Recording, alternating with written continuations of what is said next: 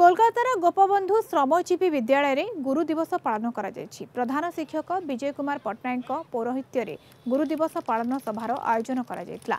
सभारे शिक्षक शिक्षयित्री अभिभावक एवं शिक्षार्थी माने गुरु शिष्य परंपरा संपर्क में वक्तव्य रखिथिले।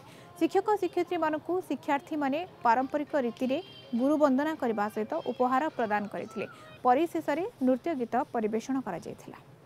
ए दिनटा को माने उत्साह सहित पालन करांती बा करंती हम मानकु नेकी किंतु सेटा आम मन करूँ आम खूब गर्वर सहित मन करूँ आम यहाँ भल सम्मान पाचु कि प्रकृत सम्मान आम जो पाइबू से पिला माने जो प्राप्त वयस्क हे से निज गोड़े प्रतिष्ठित हो पारे से आम प्रकृत गुरु दक्षिणा हिसाब पाए।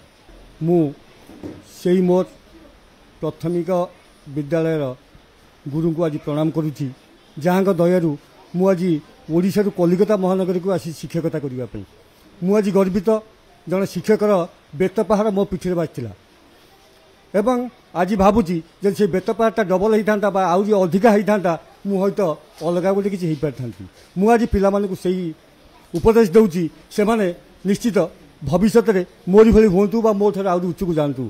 आम ये गोपबंधु श्रमजीवी कलिकतार अवस्थित गोपबंधु श्रमजीवी विद्यालय छात्र छात्री मानू नहीं छात्र छात्री माने अधिक उत्साह सहित आमर ये दिवसटी को पालन करुछंती।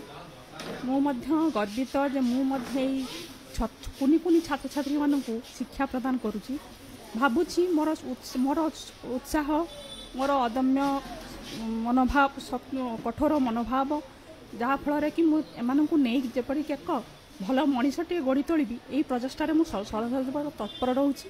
आम गोपबंधु श्रमजीवी विद्यालय छात्र छात्री माने प्रत्येक वर्ष सुंदर भाव में प्रोग्राम करती। ए वर्ष मिश्र सार नेतृत्व में से सुंदर भाव में प्रोग्राम कले से मो आंतरिक भाव में धन्यवाद जनाऊँगी एवं ये पवित्र गुरु दिवस पवित्र आम भारतर रूपकार सर्वोपरि राधाकृष्णन को प्रणाम करुच्ची।